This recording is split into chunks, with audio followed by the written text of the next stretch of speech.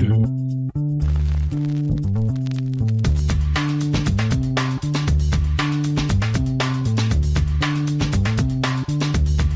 Welcome to the acclaimed podcast, The Deep Dive, featuring your esteemed hosts, Andy Monitor and Drew Dinzik, powered by BetSperts. Welcome to The Deep Dive. AFC North on tap this week, and we start at the bottom. Been a while since we talked about a team that's literally just not really competing this year, but we are starting with the Browns this week, and that's kind of where they sit, despite the fact that if you squint, 2 through 53 on this roster, not too bad. But one is I know some timeout. Somebody gave us a hard time about the Jets podcast because we started out with gross. Like they're like, buddy's like, hey, way to really sell me to listen to the podcast. I'm sorry, it was the Jets. So I'm going to stop you right there. Okay. We're going to be in positivity town when it comes to the Browns, which it'll be healthy debate on some of the things. But I mean, where did they rank? 31st or 31st for you? I think they're 31st for me. I have them 27th. Really? Okay. Yeah. Maybe you're positivity town and I am not. But I'm over market by about 1.5 points for these guys.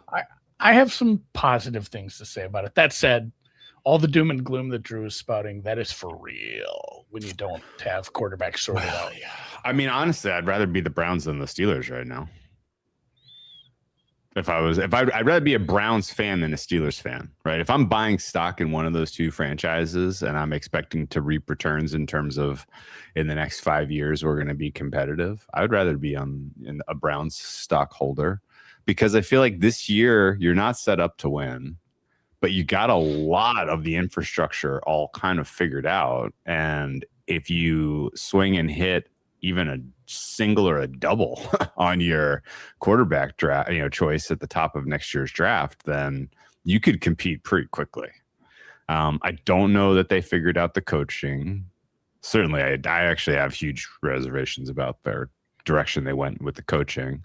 I don't know if there is just a broader curse that is just kind of, or a stink on this franchise that will never, ever let them be successful. But there's a lot of players on this team I like, and I would be happy to kind of build around. It's just a question of, it's just weird. This is the 5th year of a 5-year fully guaranteed deal for Deshaun Watson. If you ever wondered what it would look like if you lit $230 million on fire, this is the it. Dark Knight. Yeah. It's like the scene from them. Geez. Yeah. I mean, this is it. I did dig in a little. It feels like, how I mentioned this on a previous podcast, how some of my football information just erases during the offseason. I got to remember this guy's on this team, this coach is here, this person exists. It feels like that happened to me with Watson because how many games has he played since 2000? He was yardage leader in the league in 2000, and then it's been 2020, you mean? Yeah, he threw for 4,800 yards. Yeah, 4,800 yards and was the yardage leader, yards per attempt leader, yards per catch leader in 2020. You paid him $230 million. You have gotten 19 starts and 9 wins out of that investment, which is a very, very bad return on investment. It's very bad. Right. And let's do this right now because this is the entire thing. And who knows, maybe he doesn't play another single snap. They just give it to, to Sanders for the duration. We draft another one. This is the last. But I did try to find some pros. And some of it I think is around the shoulder injury. I went and looked up all the injuries because there's a bunch of injuries. And I'll get to that when we get to the cons. But the 2023 shoulder injury, that turned him into hey, there's just your shoulder clearly is not good. and you're lacking some mobility. And I think some of the stuff prior to that as well, he had that year off in 2021 I just didn't play that year. I couldn't find an injury for that one. I'm not sure what happened, but I think sure. So, and here's it's a very, very qualified pro. If that shoulder injury wasn't like a debilitating one where it's done, because that happens, the ceiling is still alive for this guy, and the peak was real when he was with the Texans. It wasn't that long ago. He's not 40 years old. He's 31 years old, and we just really haven't. There's no clean sample to convict on, but I will say, like, when I threw this on the scales of justice, it's funny I mentioned the scales of justice to this guy. The cons are still so. Both Achilles were on the same leg, correct? As far as I know, I stopped keeping track because I just assumed it was over. Yeah, I'm a little confused and surprised about there being an ongoing competition right now. I think it's over. Yeah, well, and also just like watching him when he came back and he was playing prior to he was holding the ball an incredibly long time. He just didn't look like the same person. And then the final, maybe most damning con, and I know it's only August 3rd and we got a lot of time left, but kind of looks like dog shit in camp. Oh yeah, no doubt. No question. I think I have no positives here. I don't even think there's like a really good reason to even run him out there week one. I don't know. There's one reason. There's only one reason. It is that you saw that ceiling. It was like 5 years ago, and he's still on the roster. And you also saw that you gotta at least. And maybe the coaches don't feel this way, but the league was different back then, and he was thrown to it absolutely in his prime to DeAndre Hopkins. I think that's kind of all there is to it. If you feel like, I don't think, I think it'll come down to what the coaches decide on that. As far as, do we think there's still any glimpse of that? Let me give you a number. Over under 2.5 starting quarterbacks for the Browns in 2026 campaign. They're going to play 17 games. Over under 2.5. You think they're going to start 3 different guys? I mean, that's just how the team works. That's how it works. I mean, they're averaging like 3.8? 3, probably close. It's right. No, it's right around 2.5. Some years it's 2, some years it's 3. Right. Yeah. Some years it's 4, I guess. But no, I think the important thing with this Browns team and this offense is, or at least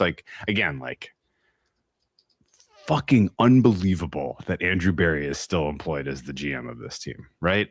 Like, yeah, he survived all this. In the moment, you're like, he's done some nice things. He sold high on Myles Garrett. He got a nice young player back. Like, that's kind of cool. And like, he continues to crush the draft in terms of getting picks. And then, dude, he traded down and still got to pick the first offensive lineman, which was the clear and obvious need this year. There's lots of things that you're like, God damn, this guy gets it. He's got a pulse. He knows what he's doing. But then in the broader zoom out, you're like, how in the hell is he still employed? And how is he going to be the steward of the franchise going forward? Because presumably they're going to pick their quarterback in next year's draft. Presumably it's going to be in the top 3 picks. And that's going to be the bet that ultimately makes or saves his long-term home in Cleveland, because the rest of the pieces on this team look pretty darn good. And I think what you want to get out of this year, if you're the Cleveland Browns, is develop your investment, your brand new investment at the wide receiver position. Continue to develop your investment at running back and tight end, and figure out, kind of get the information Todd Monken needs in his hands to run an effective system with the rookie quarterback next year. And then you turn the page and you start fresh, and you hope that you can have a quick turnaround, because you're going to have a bunch of decent players entering their primes on team-friendly deals all across this roster. So, it's a good vision. I think it will succeed. I think this is a team you will buy on at some point. And I think if you kind of come out of camp with the idea that Shedeur Sanders gives you the best chance to develop your 2 rookie wide receivers, then you give him the ball week 1, and he might just start all the games. And I'm we're gonna save more thoughts on Sanders because that's how I rated this quarterback for coming up with a fair rating for the Browns. I stuck with him as well. But the his data from last year was absolute dog shit. But he was also playing behind the worst offensive line in football. I think I had the Browns offensive line rated 0 by the time we got to the end of the season because it was so bad. Injuries.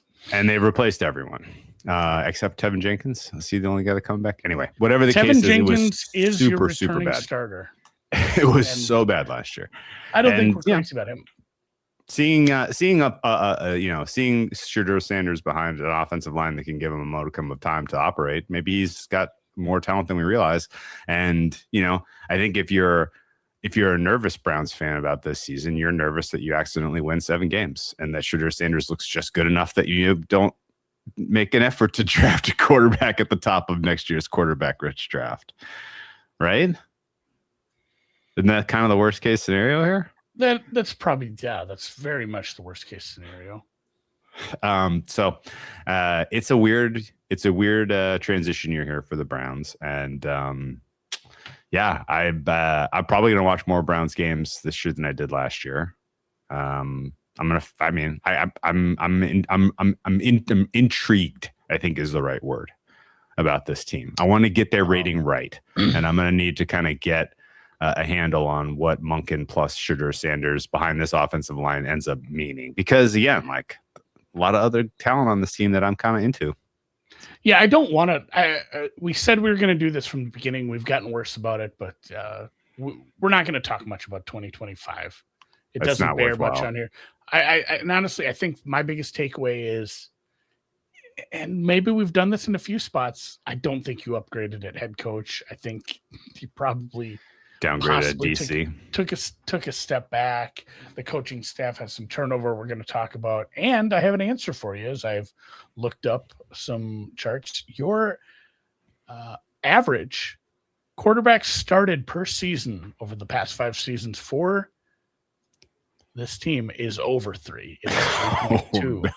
No. And that includes 2 seasons where you only started 2 guys, Baker and Keenum, Brissett and Watson. But in 2023, it was Watson, Flacco, DRT, TTR. PJ Walker. We had PJ Walker. Oh. And then the funniest part, Jeff Driscoll started. And you know why Jeff Driscoll started in week 18? Because the playoffs were wrapped up, baby. Flacco was taking that team to the playoffs. Oh my god! Oh my god! And then last year was obviously Sanders, Gillen, Dylan Gabriel, and more Flacco. And then the year before was Watson, Winston, DTR, and one Bailey Zappi start. I'm showing. Bailey Zappi started. Oh, okay. I'm all right. Well, triple checking. So over 2.5 is a good bet then. Over 2.5 did cash. Mike, again, quick thoughts on the Stefanski firing. It was right away. It was like January 5th. I guess get a start on it, but at the same time, it's hard to evaluate some of these guys like Monken, who's been, OC on some good teams. Like, hey, you had Georgia's starting lineup, and you had a lot of what happened in Baltimore, and it's like, are you the reason? Are you the beneficiary of that? You got Travis Switzer coming in at OC, Mike Ruttenberg at DC. Dom Capers is on this team. Dom Capers still in the league doing things. Yeah. I thought I saw Ryan Grigson's name somewhere in this organization. Did I? Deuce Staley. Is Ryan Grigson involved somehow? I will double check that. But yeah, anyway. If you don't remember, and this is why I do bring this up, Jim Schwartz just said, I'm done here. He was hopeful he was going to get promoted. But in the absence of the promotion, then it got weird and he had to move on. Yeah, it did get a little weird. And then Tommy Reese. You know what though? In Atlanta. What would you say? Would you say Schwartz's demeanor is generally a little bit of a red ass? Yeah. I mean, that fits.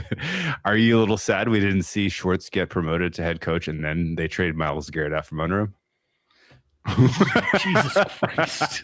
I would love that press conference.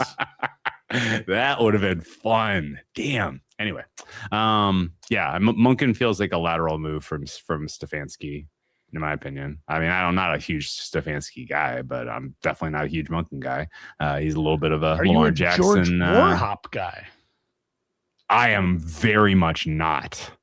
I saw that move in particular because I spent most of my time with my ratings, full honesty, was trying to come up with a number for this offensive line because it's like, fuck, man, these pieces, like some of them are good, some of them are not, but they're all kind of okay. Like, is this better than average? Is it worse than average? I don't know. The George Warhop part of it is bad. Have you seen his resume? His resume is bad. I coached a year or two everywhere, although he does have an offensive coordinator on his resume for the London Monarchs. I guess NFL Europe, I'm sure. He's actually been here before, but his left tackle, the last time he coached in Cleveland was, can you name him? Joe Thomas. Joe Thomas, I'm sure, right? Yeah, had to be. Yes. So he was here like 15 years ago, man. Dude, I wish I had all the numbers for the offensive lines he's coached. But let's just go through it because this is fun and funny. Rams 96 to 97 offensive line coach. That was before the Dick Vermeil and Mark Martz era. It was a bad offensive line. He spent he had 4 cups of coffee in Arizona as the offensive line coach. I'm pretty sure he was in the bottom half of the league all 4 of those years. 2 years in Dallas before then, 3 years in San Francisco, 4 years in Cleveland, 4 years in Tampa, 3 years in Jacksonville, a year in Houston, and then 2 years in the Baltimore Ravens. That is a lot of stops for a guy that a lot of people do not know his name, and that is because none of those stops was he given flowers or covered in glory with the performance of the unit he coached. So good luck to the offensive line room. Overall, yeah, even his last stop even was he was just an assistant. If you remember, I can't think of the name of the gentleman, but he passed away from like COVID, I think. I have to double check. I think in Baltimore, I think that's how he got promoted there. Someone passed. I'm going to double check that. I had some notes on this guy because it's the same thing. I'm trying to figure out this offensive line, and I'm like, oh, this guy, he's been in Cleveland before. And then I look, and it was like Joe Sanders was hospitalized, and he died August 25th, and he was up. Yeah, you're right. Gosh, man. Wow. Yeah, you're right. Warhop took over as a bereavement hire. Did you think you'd get this much Warhop on the podcast? No, no. Anyway, DC stepped in a downgrade, presumably. At least Shorts always kind of got exactly, if not more, out of the ingredients he was given as a defensive coordinator, I thought. Yeah, it was and then a bunch of promotions. A big turnover. A lot of guys were promoted from within. They did bring in, like I said, Dom Capers. They brought in a assistant quarterback coach from Pittsburgh, but a lot of the stuff was just, hey, we lost some guys and everybody moves up a little bit here. Let's talk about the changes to the roster. How about that? Yeah, they lost an edge rusher, but they did sign Jared Verse in that trade. So I'm assuming that's just kind of a neutral move. It's a slight downgrade, but it's a move in the right direction as far as age goes, right? Yeah, as far as, hey, we're not going to compete, we did scratch our heads when they signed him to that deal. It's like, hey, this is cool for the fans, but like from a roster building standpoint, like that's what you're doing. Yeah, we're gonna build around a defensive end who's, I mean, amazing, and he's the most fun player to watch sometimes. But it makes sense. He had the highest grade of any defensive player I've ever graded last year. He was very good. He was the defensive player of the year, record breaker, sack record breaker with a bullet, and it was warranted. He had an absolutely amazing season, Myles Garrett, that is, and he will be lost. His loss will be felt. But it is kind of you got on the right timeline, I think, with Verse. Right? Yeah, no, for sure. He's like when you're presumably chasing a playoff, when you're presumably chasing a playoff spot in 2027 or 2028, he will be in his prime, and Myles Garrett will be past his prime. So don't hate it. Kind of hearkening back to the point that you made about how you'd rather be a Cleveland fan than a Pittsburgh fan as far as rebuilds right now. Like, they do have some young players in a bunch of fun spots, and likely they miss on the quarterback, not only because more there's more misses. Yeah. Well, there's more misses than hits when it comes to quarterbacks anyway, but it's Cleveland, which is further handicapping that. But I mean, if they accidentally find the right quarterback, could be fun. Let's talk the rest of the God, I offseason. hope they have the number one. Jenkins. I hope they have the number one overall pick, and there's a quarterback so they can blame. So we can blame them. Yes. Yeah. I really hope it. All right. Sorry. I hope it's a Leaf Manning thing where there's two, and it's like, oh, what are we gonna do? All right, Elton Jenkins, center. Yes. This is probably one of the, besides Verse coming over in the trade, maybe the most important piece here. He's a proven interior lineman. He needed some help there. He's going to help out on a offensive line that needs some help. We brought in Titus Howard. Yeah, like Titus Howard, like Houston. Jenkins. He is a right tackle. You brought in Zion Johnson. Can we do a free quick agency side from the Charger? Go ahead. We're spending a lot of time on the O-line. It is what it is, guys. Sorry. We're going to. Zion Johnson, he graded kind of okay last year. Is that because the rest of the line was such trash for the Chargers? So he was not the weak link for the first time. You raise a good point. It was very or is hard he to actually grade. good? It was very hard to grade actually Titus Howard as well. Because it was very hard to grade individual players on offensive lines that were very much near the bottom. Yeah. Houston in Titus Howard and the Chargers and Zion Johnson. It made it difficult. So I'm assuming this is okay, but we'll see it because you still have Tevin Jenkins at right guard. If you're the one strong leak on a weak link system with 4 weak links and no one's ever attacking you and you always win your 1v1s, is that actually winning? is it actually winning? That's the Zion Johnson question. That's the Titus Howard question. Both guys get compensated here though, so they're paying them. They're paying them like they're good. Quincy Williams, free agent from the Jets. He is the quadre to the Ishmael that is the Williams boys. But still helps out a thin spot on a spot. You needed a weak side guy. Next is the quadre to the Ishmael the better or the worse? Quadre was the younger brother. I don't think he was as good as Rahib. I think Rahib was better than Quadre. That's what I thought too. Okay, I just want to make sure they were both like college guys, right? The Rocket and the Missile, they were called respectively. One was the Minnesota Vikings. And then other departures besides Garrett, Stefanski, Schwartz, Tommy Reese, Wyatt Teller, Devin Bush, Jerome Ford, Cam Thomas, linebacker, Mohamed Diabate, who is in Tennessee. I mean, the Devin Bush thing, we already talked about it in the Bears podcast. It did thin things. That's kind of probably why you have. That's why you get the Quincy Williams. Yeah, it's none of these they're all drops in a bucket compared to the obvious one. They re-signed Ward, they re-signed Delpit, they restructured Deshaun Watson, which gives them a little cap savings and helps things out. But I think the biggest thing outside of the trade is obviously the draft, where they had a bunch of good picks, I thought. And part of it was, as you mentioned, they traded back with Kansas City, moved back, and still got Spencer Fano. Yeah. Fano? I haven't decided how I'm going to do Spencer Fano, don't you know? Fano. I think, that's fine. Good gamble. Probably going to be probably going to be able to start with week 1. That's what you wanted. I think he's going to have to. I think he's your left tackle because of the rest of the depth chart, buddy. And then another first-round pick, KC Concepcion. I mean, DeJuan Jones is a fine swing tackle.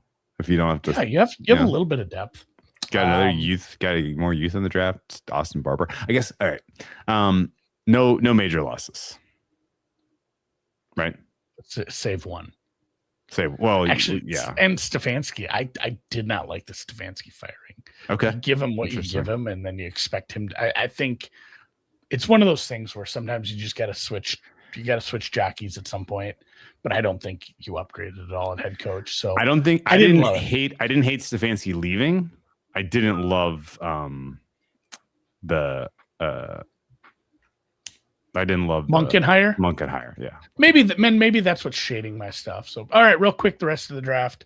Concepcion in the late first round. He's your immediate slot guy because, again, of the rest of the roster. Same thing with Denzel Boston, who is, he was touted as a first round talent, but some people, he's probably an outside guy for you because of the fact that you need wide receivers at this point. They went heavy on offensive line and wide receivers in the draft and in free agency because those were things they needed, which makes sense. You go to the grocery store, you buy the groceries you need.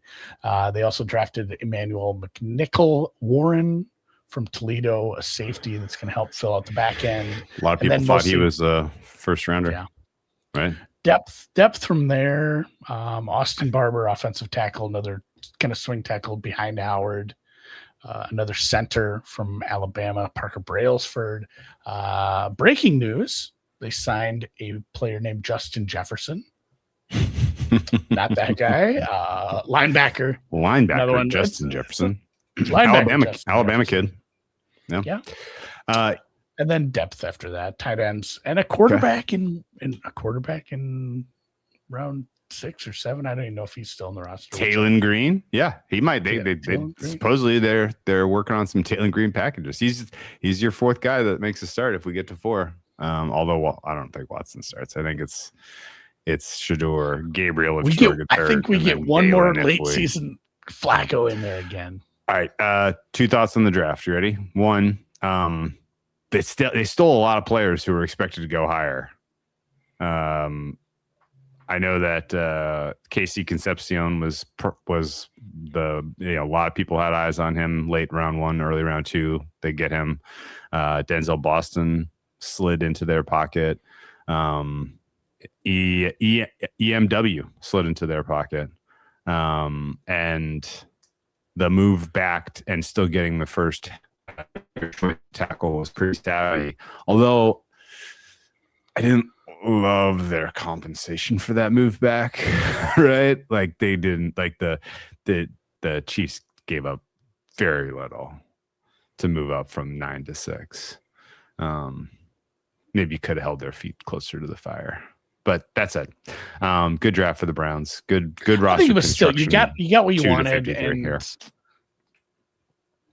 Yeah, I think the picks they got they were able to do some depth, get some depth there in the 3rd and 5th rounds. So. Yeah. Real quick, another year of Shedeur and Kevin Stefanski working together. Does that concern you? If if you have eyes of moving on, does it concern you giving him another year of kind of the same tutelage and maybe actually being a competent enough quarterback to make it hard to move on? You know what I'm saying? Yeah, I just don't know if the guy has it. Okay. Well, let's talk about that. Unless you had any other offseason thoughts. No, that's kind of basically it. We'll get into ratings now for this upcoming season where we have the team not winning a ton of games, but maybe being a little more fun than we thought. Okay. So Shedeur Sanders, the data would say his number should be around 1 from last year. It was wildly inefficient. Even the games that he did performed well against bad defenses, it was like pulling teeth. The mistakes that he made were like painfully telegraphed and should have been coach, you should have been able to coach him up and around those issues. And it just, he didn't seem like he had the decisiveness or the confidence to really do the job. Now the limitations were in large part fueled by the fact that the wide receiver room was quite weak, I thought, last year, and that the offensive line was the worst in football. So it's like you didn't give him anything to cook with, and he cooked you a turd sandwich. Like how much do you hold that against him? Some dubious food. For those you gave him Zelda. You gave him weird ingredients, and he made dubious food. Yeah, you tried to take a rock and an acorn and make soup out of it. Didn't work out. Stone Soup, great children's book though. I saw how low you are here, and I I gave Monken a little benefit of the doubt as far as being. I mean, I wasn't sure if you remember earlier talking about him, how much it was him, how much of it was just having pretty decent rosters. Yeah. So I gave him a little benefit of the doubt, but yeah, I'm penciling in Shedeur here, and I have him as like a 1.4. I have him as a 1.1. He is my lowest rated quarterback. And I guess, actually, I take it back. I got to Google revisit my Arizona number. I can't square my Arizona number with the market. I'm way higher. You got to figure that out. We're set to star. Yeah. 1.1 for Cleveland. If I was if I was lower than market on Cleveland, I probably would have scrutinized my call here a little bit more. But because I'm higher and I'm this low, like I'm okay with that. Does that make sense? Yeah, a little bit. This is the biggest knob we have to turn for the ultimate rating. Mm-hmm. And I'm as low as I feel like I can conceivably go. Because like if he performs worse than a 1.1, he's getting benched, right? Like it's not our problem anymore. Yeah. Yeah. Again, we're trying to model this for week 1 for now, so we're penciling in Shedeur, Monken. I went with 2.2. It's still one of the lowest numbers on the board for me, obviously, but I didn't go quite as low with you. Gave Monken a little bit of a bump because I think he can at least call plays. I don't know about him as a leader of a team yet. We'll find out. His EPA per play, it's just worth saying it out loud. We had a 264. We had a 264 snap sample, Andy, and EPA per play minus 0.186. So you were better off. I think you were better off having throwing the ball into the ground, spiking it on every drop back. Probably would have had about the same outcome. Here's an EPA question for you. Yeah, good. Because I was doing something, and we'll talk about this more next podcast when we get to McCarthy a little more, but I was trying to figure out aggressiveness for coaches. And when I was trying to frame, because there's different ways to do fourth down decision trees and your percentages. When I was framing it, do you also frame in the kickoff if you are to score? Because that gives, based on, let's say you take the field goal, you make the field goal 70% of the time based on whatever long it was, but then you have to kick off and you're shitty at kickoff coverage. Like that has to be a small part of the equation. Cause I said that has to be built in. Same thing on a fourth down. If you score on that fourth down, that's not worth 7 points. It's worth 6 plus the chance you make the extra point, plus the team's field position on the next stop, right? After you kick off.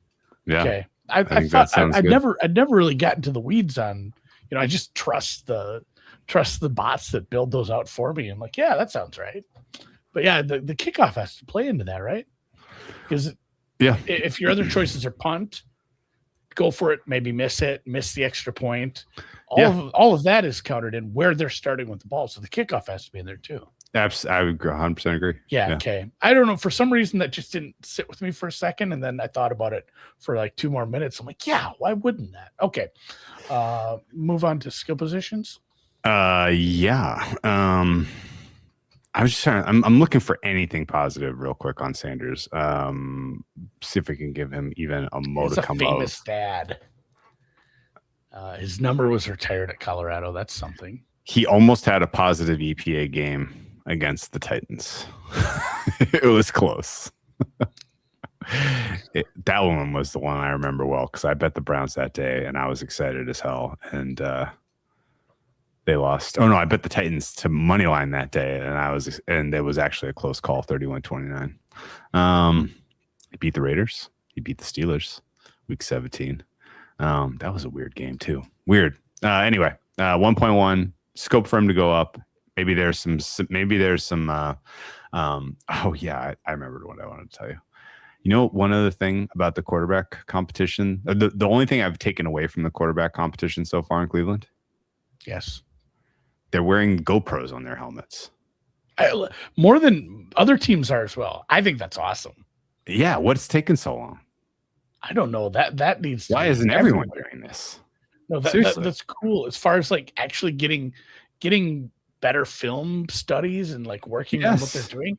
Because it's like, well, I see you looking this way. What are you looking at? But you can actually see what they're looking at. Dude, you put the all 22 and the quarterback view side by side, and you're like, okay, so this is what's happening. You're looking over here. You need to be looking over here. You need to I want them smaller. God. I want them inside the helmets, and I want them during the game. Yeah, hell yes. That's. I mean, I don't want to watch. They can that do it shot. for F1. Why can't they do it for football?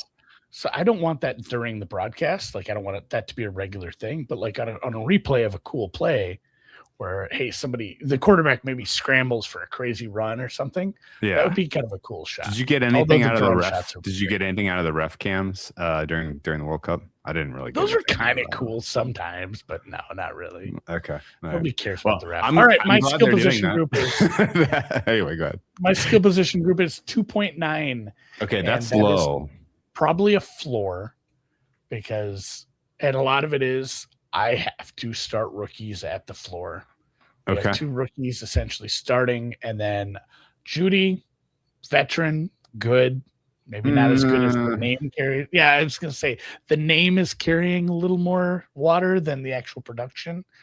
And at the same time, he had to play with a bad quarterback and a bad offensive line protecting them. So who knows? Maybe he can have an up year if we fix some of that. And then Harold Fannin, really good tight end. He was fine before I believe it was a groin injury, ended his rookie year a little early. Queenshawn Judkins, good. Tough. Yeah, Judkins, very good. Good running back, good tight end. Here to go. And I think upside wide receiver room for me. So I'm at 3.4, and I also think this is a floor. This could go up. Yeah. It really depends on what we see from these young wide receivers during the preseason. KCC especially. He's playing the slot role, right? Yes. They didn't have anything. They didn't produce anything out of the slot role in last year's offense. And if you can give Sanders some layups so he's not like holding onto the ball for eternity, I'm kind of curious to see if you can get that efficiency number up. Offensive line for me. Real quick, Dylan Sampson. He stinks. I like some. The depth isn't great here. So that's the other part is Isaiah Bond, Tylan Wallace, Cedric Tillman, Malachi Corley, Jamari Flash. Everybody in guys the that second are like, wave hey, is you're here to weak. return punts. Yeah. Everybody in the second wave is pretty weak. Offensive line, I went 4.2 for the Browns. I don't know. I honestly don't know. Individual rating for me for a lot of these guys is decent. The fact that they've never played together and you have a bad offensive line coach bringing them together, I can't possibly defend a number higher than 5. The intelligentsia that rates offensive lines thinks this is going to be a bad line. Let me give you an example. 4 for 4, 31st offensive line in football. I don't know. The rookie left tackle is a little spooky, but I think he's a good player. And I kind of like I kind of like Jenkins as a center. There's not many positive centers in the NFL. Jenkins is one of them. No, Jenkins is like the shining light on this for me. Okay, what's your number? I'm a little low, but I'm at 1.9. 1.9. Oh, I upweight continuity. Oh, so this is your worst. This is your worst offense in football, then. This is again, it's a floor number. If we see glimmers of, hey, the rookie can play. Jenkins is playing at a high level, but yeah, I don't have terrible grades on the non-rookies individually per se, but it's like new offensive line coach that we're not super sure on, and a bunch of guys who didn't play together, plus Tevin Jenkins. I'm starting pretty low. Again, I have a pretty heavy penalty for being a rookie that's starting on week 1. Unless it's like, hey, this is just generational. This is just happening.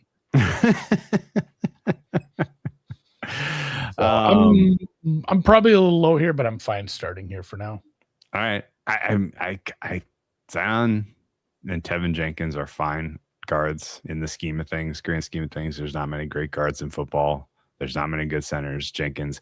So if those three come together and give, kind of prevent quick pressures up the middle on Sanders, then we might have something. Yeah, and if I bump this up to like We'll a see. 4, it adds like 2/3 of a win to their win total for me. So Okay. I mean, it can matter. I have this as the worst offense in football, and my number for skill and offensive line are better than yours. So this is your way. My way quarterback down was there. higher though. That's true. Defense for me, this is a top 10 defense on paper. Still, Yeah, still. Run stop anchored by one of the best young linebackers in football, reigning defensive rookie of the year, Carson Schlesinger. No issues at all with the interior of the D line as far as run stop goes. Mason Graham looks like a nice young player. Not a lot of great young tackles distinguishing themselves. I thought he was fine last year. I love the safety support you got in the run stop was good last year. There's just a lot of good run defenders, so I'm at 5.6 for run stop. Pass rush is down to 6.5 after, a number like 8 last year for me, even though I like Verse perfectly well. He is not a 99 out of 100 that Myles Garrett was. Not hugely into some of the other players besides Verse in the pass rush here. So I might end up turning this knob down. Don't know what the Mike Rutenberg effect is going to be. How much the pass rush was really fueled by what Shorts wanted to do and how he was pushing those buttons. Coverage for me is a 5.2. I like Denzel Ward. I think he's fairly compensated. I didn't think the contract was outrageous. And if he's your CB1 and he's healthy, then this is going to be a difficult unit to pass on. Tyson Campbell and Myles Harden are fine players. Not great, but they're fine. And I like the safety duo a lot. my coverage number has been written in very, very light pencil. I'm a little higher than you. I'm 5.4, but I do like a lot of these guys. The Tyson Campbell thing is probably a plus. It's a good personnel grade across the board. I think they play well. A little higher on run stop. In fact, I'm higher across the defense than you. I'm at 6.5 on run stop. Okay. That is maybe written in lighter pencil with the Malik Collins stuff. I got to make sure he's 1,000. Sure. If he's not 100%, that's a big that one. matters, and this number will come down. But at the same time, I'm like, I'll leave it here. I'll wait to see where he ends up in a couple weeks, and then I'll make my adjustments if he's not playing week 1. But Quincy Williams, Carson Schlesinger, like you mentioned, Mason Graham, he's a big deal. Pass rush, I'm a little higher than you, but pretty close. I'm at 6.6. You're at 6.5. I have Wright, Graham, McGuire as like decent enough playing / rotational pieces. Verse is very good, and just it should be an above average pass rush room. It's just with Garrett, it's an 8. So it's funny. It's like, hey, this is a good pass rush. That's kind of It's not as good as it was. What is your overall rating for their defense and in this ranking for their defense? Top 10? Yes. Top 6? Let me look. I have them 8. Close the spreadsheet because I don't need it. This is a 58th percentile defense, good enough for 8th in the NFL for me. I have a 62nd percentile defense. I've moved them up since making some adjustments. So I have, the Texans above them. I have the Rams above them. I have, obviously, the Seahawks, the Broncos. I think I have them 7th. I'm going to double check that. 62nd would be the 7th for me too. Yeah. All right. Pittsburgh's ahead of them. Talk me through your intangibles. This is tough because I didn't have anything nice to say about this guy, but at the same time, you can't go too low. And I ran some of those aggressiveness numbers, as I mentioned, which is fun. I actually ran a thing where, hey, does it matter how old they are? Basically like, are old people really bad at going for it on 4th down? And it showed more signal of, I was working with 20 years of data, and it was more of, hey, old guys, not so much. People who coached in 2006, yes. It's like the entire, the Pete entire Carroll is the outlier. Yeah. Yeah, the entire league has gotten more aggressive, but for coaching here, I went with a 2.5. You went with a 3.3. We're not too dissimilar.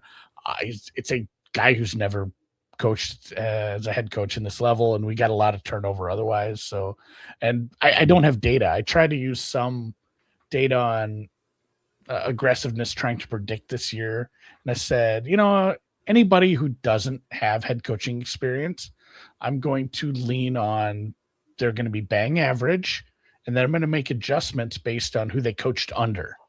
And that's just going to be a small part of it. And didn't come from the strongest of, hey, let's get aggressive and weird with it trees either. So Monken was a little below average in that sense for me too. So I'm at a 2.5. Special teams, gotta be honest with you. Don't know much about Andre Sismit. Did I get the name right? I just say Schmidt. It is for those. It was dead last in the league for DVOA last year. SZMYT is Schmidt. Is that right? Yeah. Is that Schmidt? It's just like Polish Schmidt. Andre Schmidt. Okay. Easy enough. Okay. So your total rating was a minus 5.16. I'm a minus 3.21. I did put percentiles in here, though. We're really close on percentiles. I tend to. You're feeding into a broader distribution. My distribution's more of a wider one when it comes to power ratings, but we're really close here on final percentiles, and our shapes on the chart, if you can see it, not too different. So I don't know where you're projecting them for wins. I can check mine real quick. I am projecting 6.5 wins for the Browns for me. What's your number? I'm at like 5. 5. Okay. Part of the reason, let's flip over to the schedule. It's not that easy, man. Despite the fact that you are playing the AFC South and the NFC South, those should be positives for giving you a softish schedule. This is still a little bit of a tough sequence, I thought. I don't know if I've seen this before, and maybe this is just because it stuck out to me when I looked at it, but having a back-to-back-to-back road where the third team is also coming off their bye. Yeah, that stinks. I mean, and these aren't big trips. Tennessee, Pittsburgh are not that far from Cleveland. Neither is New Orleans, honestly, but it's still the travel, the getting out of your staying at home routine. And then the third team is coming off a bye, and then you finally get to go home and you play a really tough defense in Houston, and then you get your bye. So there's a world where you have like one win going into your bye. How do you like? What's your ceiling? 3, 4? 4. Yeah, you could win Carolina, Pitt, Jersey, and the Jets. That is, and Tennessee. You could win those 4 games. I wouldn't be shocked. Brutal way to start the season, really. Those back-to-back games in Florida. Yuck. Couple of sunshines on the chart there. It's going to be warm right away. Quarterbacks that can play on the road. Back-to-back roadies in general to start the season over the long arc of the NFL have not been a portend of success. Portend of success? I don't know what the right word I'm looking for is. They have not led to especially successful starts to the season. So realistically, you need to make some hay in your 2 home games, week 3 and week 4, if you're going to get your season on track. I kind of like the idea of backing them at home, catching points against Carolina and Pittsburgh, if we're being honest. Their final 2 preseason games are at home, at least. But it could be it's the Bills and the Patriots possibly fine-tuning things against your ass a little. So I don't know. Easy travel schedule.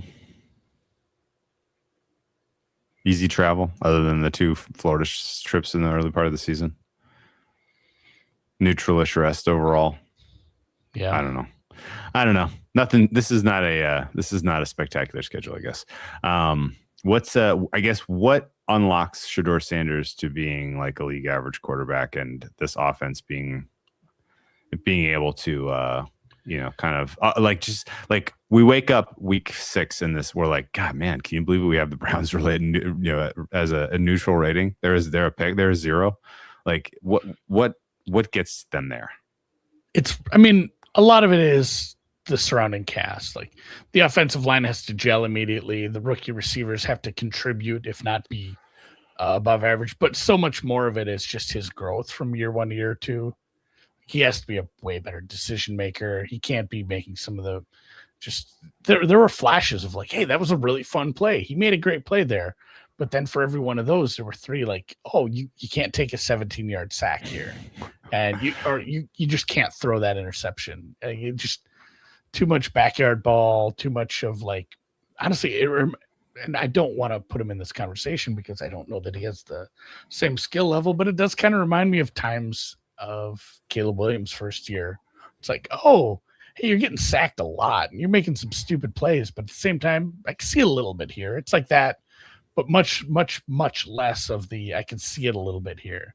So I think it's going to come down to can the coaches get him making some better decisions? Yeah. The one thing, that's reasonable. The one thing that I guess the first 7 weeks of the season, as I look at these teams they're playing, the only top 10 defense I have them facing is Baltimore, and Baltimore is 10th. This is actually a surprisingly soft schedule in terms of opposing defenses. The only top 5 defense they play all season is Houston. Baltimore twice, obviously, because they're in the division. Houston once.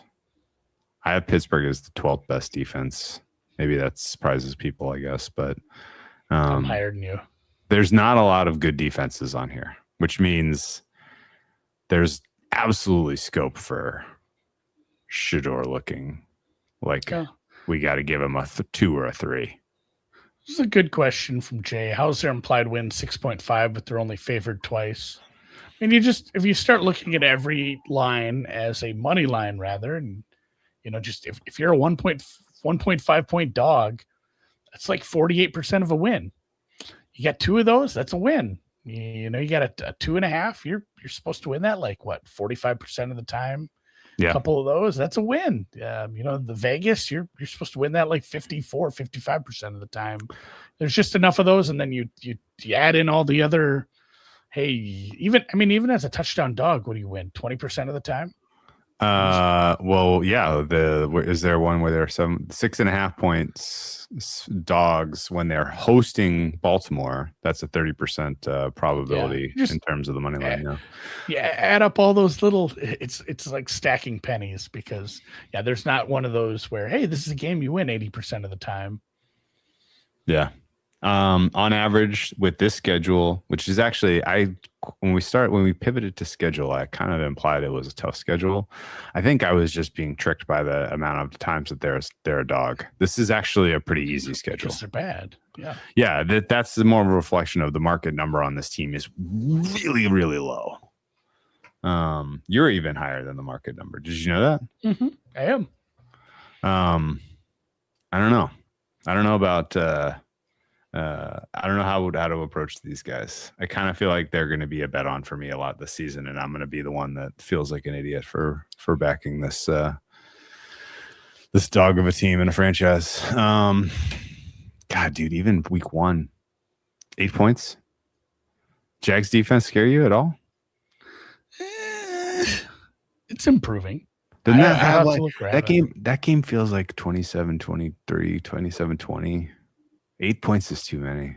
I have the Jags as a neutral defense. Maybe a little below. I have the Jags as a slightly below neutral defense. Yeah, hey, here's a fun exercise. I can look at my number for that game. I have to start thinking about week 1 more seriously.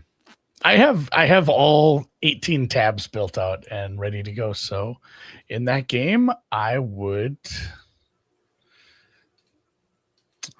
My fare is 6.3.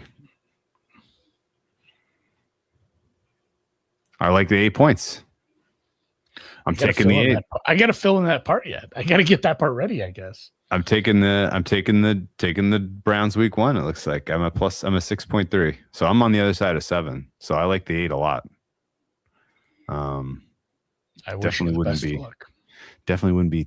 That's a Wong teaser zone for Jacksonville. Oh yeah. Home game. Oh boy.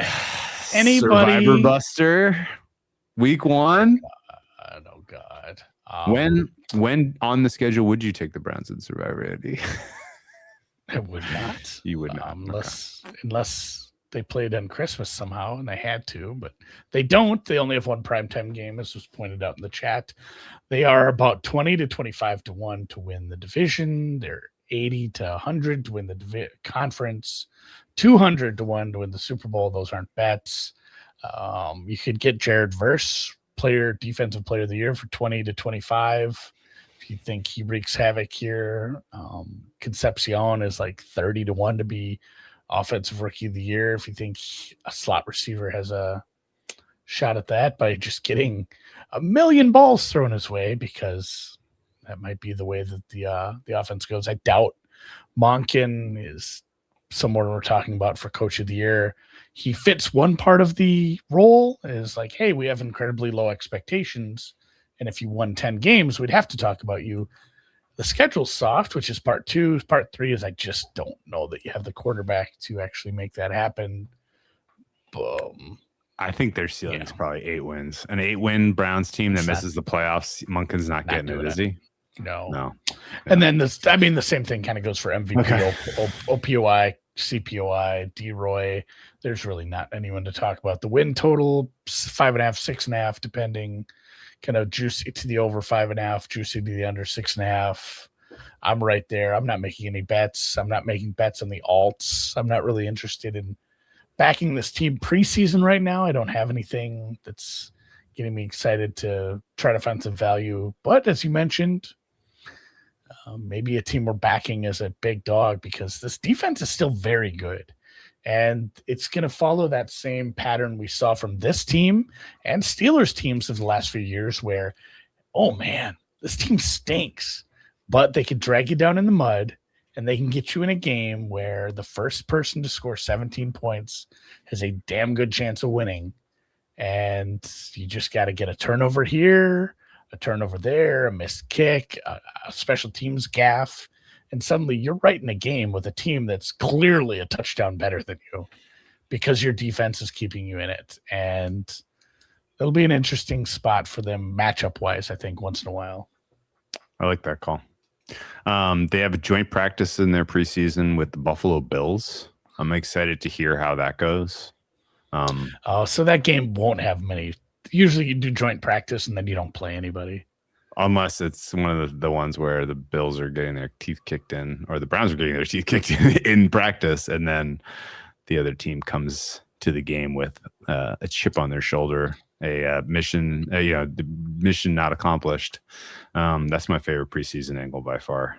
When there's like 3 joint practices and one team wins all 3, and then the